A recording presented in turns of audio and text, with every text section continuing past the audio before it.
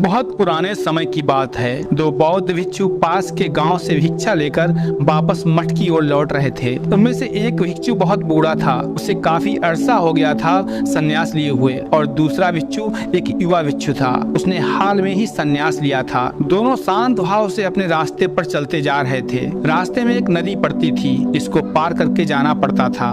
बरसात का मौसम होने के कारण नदी अपने उफान पर थी। जब वह दोनों उसके तट पर पहुंचे तो उन्हें वहां एक सुंदर स्त्री दिखाई दी जो नदी पार करने की कोशिश कर रही थी। वह इतनी सुंदर थी कि किसी अप्सरा से कम नहीं लग रही थी। स्वर्णाभूषण उसके रूप को अनुपम दिव्यता प्रदान कर रहे थे। जब भिक्षु उनके पास पहुंचे तो उस स्त्री ने उनको प्रणाम किया और बताया कि वह वहां के राजा की कन्या है जो शिकार खेलते हुए भटक गई है। नदी के उस पार उसका नगर है। उसने विनती की कि कृपा करके मुझे इस नदी को पार करवा दें। नदी का वेग इतना अधिक है कि मैं अपने शरीर को संभाल नहीं पा रही हूँ। दोनों भिक्षुओं ने नदी की ओर देखा। किनारे के ऊबड़ खाबड़ पत्थर, तल की चिकनाहट और ऊपर से धारा का वेग, कुल मिलाकर उसे पार कर पाना किसी कोमल मनुष्य के लिए अत्यंत कठिन था। परंतु समस्या सिर्फ यह नहीं थी, समस्या एक और भी थी। भगवान बुद्ध ने भिक्षुओं को नारियों से दूर रहने के लिए कहा था, इसलिए वह उसको पार नहीं करवा सकते थे। नारी स्पर्श से ही अब तक संचित समस्त साधना एक ही क्षण में नष्ट हो सकती थी। बूढ़ा भिक्षु अभी ये सब सोच विचार कर ही रहा था कि युवा भिक्षु आगे बढ़ा।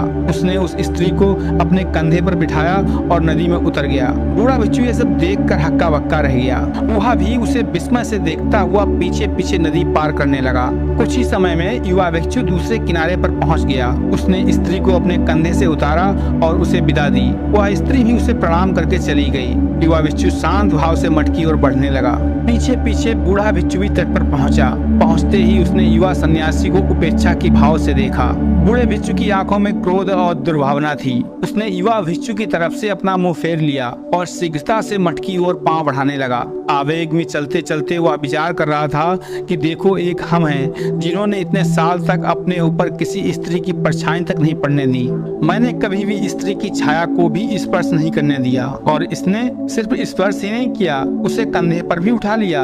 अभी मठ में जाकर भगवान बुद्ध से इसकी शिकायत करता हूँ। ऐसे नीच को तो संघ से ही निकाल देना चाहिए, और भगवान बुद्ध से मैं आग्रह करूंगा कि आगे से ऐसे युवाओं को दीक्षा ही न दें। ये अपने ऊपर संयम तो रख ही नहीं सकते हैं। यही सब सोचते विचारते वह मठ पहुंच गया। वह तेजी से अंदर गया और भगवान बुद्ध से भेंट करने उसके पास पहुंचा। बुद्ध शांत मुद्रा में एक वृक्ष के नीचे बैठे हुए थे। बूढ़े भिक्षु ने उन्हें प्रणाम किया और सारा किस्सा सुना दिया कि कैसे उस युवा भिक्षु ने उस स्त्री को नदी पार करवाई। संघ के सभी भिक्षु इकट्ठे हो गए थे। युवा भिक्षु को बुलाया गया। भगवान बुद्ध ने उससे पूछा कि यह वृद्ध आप पर जो आरोप लगा रहे हैं, क्या वह सत्य है? क्या आपने किसी स्त्री को अपने कंधे पर उठाकर नदी पार करवाई? युवा भिक्षु ने उत्तर दिया। उसने कहा, कौन सी स्त्री? अच्छा वह?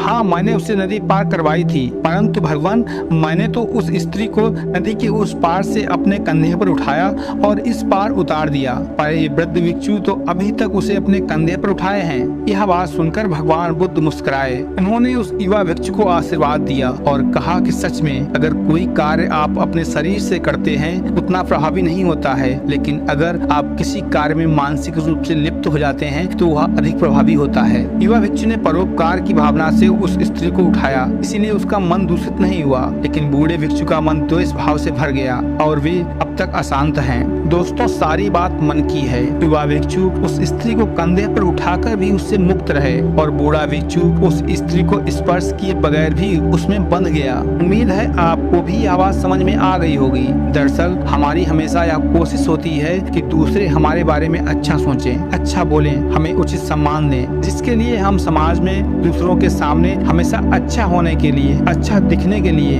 अच्छा लगने के लिए वह व्यवहार करते हैं जो दूसरों को अच्छा लगे। पर सवाल यह है, जो हम दिखा रहे हैं क्या वास्तव में हम वो अंदर से हैं या नहीं? दरअसल हम अपने अच्छे आचरण का दिखावा चाहे जो भी कर लें, पर अगर हमारा मन और सोच दूषित है तो भले ही कुछ पल की वाहवाही मिल जाएगी, हम खुद को दिलासा भी दे लेंगे, पर आत्मिक शांति अनुभव नहीं होगी। और जब उस परमात्मा के दरबार में जाना होगा तो वह हमारे बनावटी रूप को नहीं जानते हैं, बल्कि वह हमारे वास्तविक रूप को जानते हैं जो हम अंदर से हैं। इसीलिए आज से प्रण करें कि अंतर मन से किसी किसी के लिए कोई दुर्भावना, द्वेष, कलेश, क्रोध नहीं रखेंगे और दिखावे के आचरण से दूर रहेंगे। दोस्तों, आपको कहानी कैसी लगी हमें कमेंट बॉक्स में जरूर बताइएगा। कल मिलते हैं एक नई कहानी के साथ, तब तक के लिए नमस्कार।